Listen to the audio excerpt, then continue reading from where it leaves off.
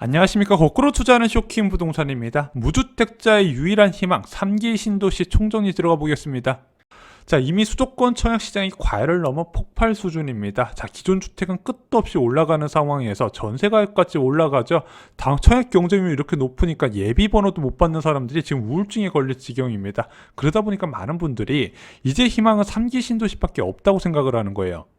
자, 3기 신도시 이전에 지정한 주거복지 로드맵 6만호가 있습니다. 이들 지역 대부분이 지금 지구계획 수립이 완료됐고 곧 토지 분양과 아파트 공급이 이루어질 것 같아요.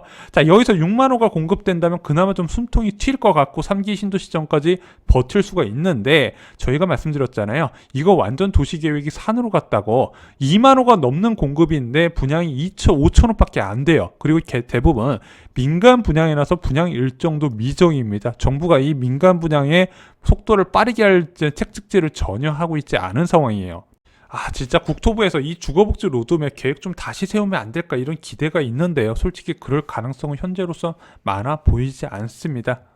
자, 결국 믿을 것은 3기 신도시밖에 안 남은 상황이에요. 근데 이 3기 신도시 분양 물량은 얼마나 될까? 주거복지 로드맵처럼 산으로 가는 거 아닌가? 두 번째, 분양과 입주 일정은 어떻게 되는 부분인가? 정부에서 당긴다고 했는데 정말로 당겨질까? 세 번째, 과연 분양가 어느 정도 수준 나올지 한번 총정리하는 시간을 갖도록 해보겠습니다. 자, 먼저 분양 물량 얼마나 나올까요? 이 부분은요, 국토부 장관의 인사청문회에서 확인이 됐습니다. 공공 분양을 60% 수준에서 공급한다고 밝혔습니다. 그래서 공공 임대가 35% 이상을 차지하고 민간은 40% 이하로 계획이 추진되는데, 지금 변창훈 국토부 장관도 굉장히 분양에 대해서 신경을 쓰고 있는 부분이잖아요. 그러면 약간 이제 국토부 장관의 언급대로 공공 임대가 35%를 차지하고 공공 분양이 25%, 민간 분양이 40% 차지한다고 감안을 해보겠습니다. 이게 공공주택특별법 시행령에 따라서 이제 발표가 된 부분이라고 해요. 일단 민간 분양이 제일 많은 건 맞습니다. 그래서 특별 공급 대상자가 아닌 분들도 기회가 좀 있다고 생각을 해요. 단 임대 비율이 2기 신도시보단 10% 높다는 부분 좀 참고를 해주시고요. 35%에서 조금 더 올라갈 가능성도 있어요. 그러면은 공공 임대가 늘어나고 민간 분양이 소폭 낮아질 가능성도 염두를 해두시기 바랍니다. 자, 걱정되는 게 주거복지 로드맵처럼 소형 면적만 나오는 거 아니냐. 아까 말씀드렸잖아요. 전용 59에서 84제곱미터가 시장에서 많이 선호를 하고 있고, 요즘 전용 59제곱미터도 계속 외면받는 추세예요. 3인 가족도 큰 평수를 선호하고 있습니다. 그런데 주거복지 로드맵 같은 경우는 2만호 중에서 15,000호를 이 전용 면적 59제곱미터 미만을 공급을 해서 문제가 됐던 부분인데, 3기 신도시부터는 좀 달라집니다. 중형 평수 제공이 확대가 돼요. 그래서 공공분양주택의 60에서 85제곱미터 중형 면적 비율을요 30에서 50%로 확대해서 74에서 84제곱미터가 크게 늘어날 것으로 보입니다. 현재 15% 내외에서 많이 늘어난다는 부분이죠. 또한 민간 분양주택도 중형 면적 비율을 60% 이상으로 확대를 하고요. 85제곱미터 초과 면적은 20% 이상으로 올린다고 합니다. 요즘 이 면적도 선호도가 굉장히 높아지고 있어요. 자, 그래서 3기 신도시 총 17만 3천호 중에서 분양주택 수는 11만 2,450호로 추정되고요. 중형 주택 수는 5만 8,820호로 53%를 차지합니다. 자, 저는 개인적으로 주거복지 로드맵부터 좀 적용을 했으면 좋겠는데, 일단 3기 신도시부터는 이런 식으로 변화된 평형 면적을 이제 평형 선호도를 반영을 하겠다고 이미 밝혔습니다. 자, 그리고 3기 신도시부터 임대주택 정책도 달라집니다. 공공임대가 한 6만호 정도가 공급될 예정인데요. 이번에 처음으로 적용된 통합 공공임대주택 정책이 이 공공임대에서 반영이 될 것 같습니다.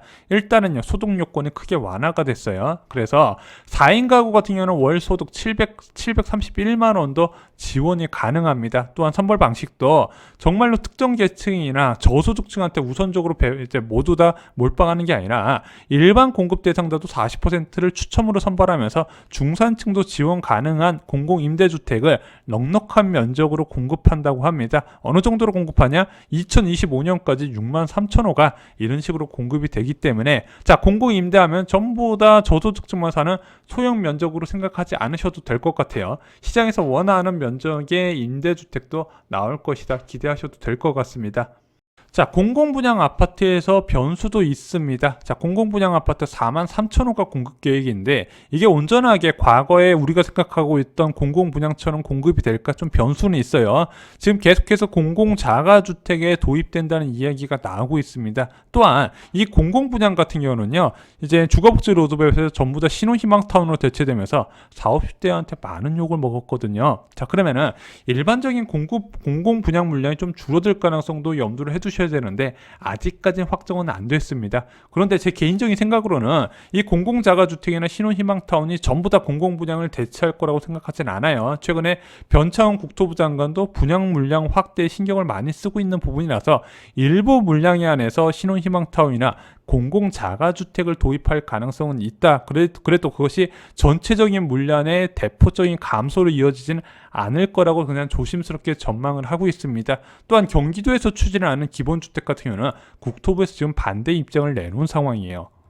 그래서 국토부는 지금 자기네들 지분의 50% 이상을 이런 식으로 공급하겠다고 하지만요, 국토부에서 협조를 하지 않으면 정책적인 뒷받침이 되어야 되는 부분이거든요. 이게 안 되면은 제가 볼 때는 실제 실행 가능성이 옮길 가능성은 그렇게 많아 보이지는 않습니다. 정권이 바뀌지 않는 이상.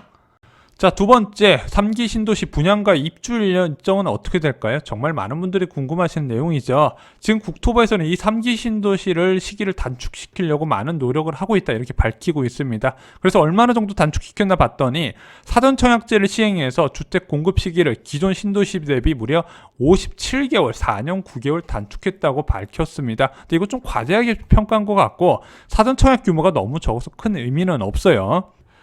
과거 2기 신도시 대비 한 2년 정도 단축했다, 이렇게 평가를 받고 있는 것 같습니다. 자, 그러면 먼저 분양 일정부터 볼게요. 분양은요, 사전 청약 먼저 진행을 하는데 2021년에 3만호, 올해 3만호 하반기에 진행이 되고요. 2022년에 32,000호로 이제 사전 청약이 진행되는데 엄연히 따지면 3기 신도시만의 사전 청약은 아니고요. 주거복지 로드맵부터 진행했던 신규 택지를 모두 퉁쳐서 이 정도 6만호가 공급된다는 얘기입니다. 한마디로 이제 3기 신도시의 사전 청약 제외하고 본 청약은 2023년부터 들어간다는 부분이고, 이 뜻은 지금 하남시나 고양시나 남양주 지역에 이사한다 하더라도 본 청약에서 당해 지역을 받을 수 있다는 부분이에요. 그래서 지금 집주인이 나가라고 얘기했던 사람들 많이 혼란에 빠지시죠. 좋은 지역으로 미리 이사를 가셔서 본 청약 때 당해 지역으로 당첨 확률을 높이시기 바랍니다. 자, 그래서 3기 신도시의 본 청약과 입주는요, 일단은 주거복지 로드맵은 2022년부터 청약이 진행될 거예요. 그리고 2024년부터 입주가 시작될 겁니다. 3기 신도시 사전 청약 빼고요, 본 청약은 2023년부터 공공분양 중심으로 진행될 것 같아요. 민간 택지 비중이 많고 민간 분양 물량에 의존해야 되는 3기 신도시에서 좀 민간 건설사들이 분양을 촉진할 수 있는 방안을 좀 마련했으면 좋겠는데 그거에 대한 이야기는 아직까지는 없습니다. 분양가 부분 하고 분양을 촉진시킬 수 있는 방안, 제도적인 개선 방안이 필요한데 이번에 공급 확대 정책이 좀 나왔으면 좋겠어요. 그리고 입주는요, 2025년부터 시작이 된다는 부분이고요. 주거복지 로드맵이나 3기 신도시 모두 다 2028년에 사업을 종료시킨다는 계획을 갖고 있습니다. 자, 3기 신도시의 예상 분양가는 어떻게 될까요? 일단은 지금 3기 신도시가요, 쌀 거라고 예상하는 사람 많지는 않습니다. 왜냐면은 3기 신도시의 택지 조성 원가 기준보다는 주변 시세를 참고해서 분양할 거라는 이야기가 많아요. 문재인 정부에서 적용하는 토지 가격 산출 방식이요, 감정평가 금액이에요. 이 감정평가는 주변 시세를 어느 정도 반영하게 돼 있습니다. 그래서 과거에 노무현 대통령과 이명박 정부의 이제 조성 원가 연동제하고 분명히 차이가 있어요. 저렴할 것 같지는 않다는 거는 모두 다 예상할 수 있는 부분입니다. 자, 최근 과천 직전부터함과 강일 지구의 분양가가 화제가 됐고 많은 사람들이 분노를 했습니다. 왜 이렇게 높은 분양가가 나왔냐 이거죠. 근데 민간이든 공공이든 주변 시세 기준으로 분양가를 책정을 하고 있어요. 그러다 보니까 과천지 식정부타운의 신혼희망타운, 복지 차원에서 만든 공공분양의 분양가가 전용 59제곱미터 기준으로 6억 1천만 원이 나왔어요. 이거 조성원가 연동제로 했으면 이거 절반 금액까지 떨어졌을 가능성이 있어요. 그런데 감정평가 기준으로 하다 보니까 이렇게 높게 책정이 됐다는 부분이죠. 제일 풍경채 고덕 강일 같은 경우는요, 신규 택지에서 공급되는 아파트인데 전용 84제곱미터가 8억 2천에 나왔습니다. 자, 그러다 보니까 무주택자들 사이에서 3기 신도시의 불신이 커지고 있어요. 야, 3기 신도시도 주변 시세 대비 70% 전후로 나오면 어떡하냐. 하남 교산지구 보면 주변에 미사지구 10억 넘어갔으니까 그거에 70%만 잡아도 7억 아니냐. 이렇게 높은 분양가에 나오면 어떡하지? 이런 불안감이 확대되고 있다는 부분인데 정부에서 그 어떤 액션도 취하고 있지 않아요. 그래서 과거에 2기 신도시나 보금자리 주택 정책처럼 야, 이거 기다리면 좋은 주택이 싸게 나온다는 기대감이 좀 많이 사라진 상황입니다.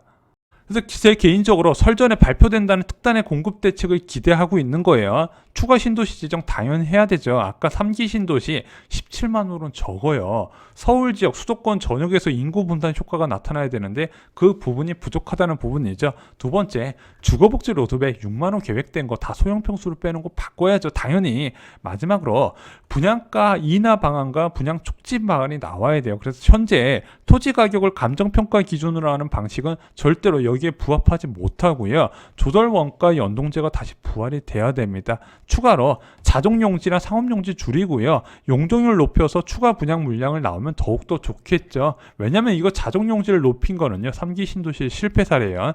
지금 동탄 2 신도시도 자족도시 집착하고 자동용지 늘었다가 이거 다 빈 땅으로 남아있거든요. 수요가 없다는 부분이에요. 자, 일단 3기 신도시 지금 정부에서 나온 내용을 총 정리해봤습니다. 일단은 과거 주거복지 로드맵 신규 택지처럼 막 절망적인 상황까지는 안 갈 것 같은데 그럼에도 불구하고 추가로 신규 택지 지정 부분과 분양가를 낮출 방안 그리고 분양을 앞당길 방안이 추가로 필요하다는 부분을 말씀을 드립니다. 좋아요, 구독, 공유 꼭 부탁드립니다. 감사합니다.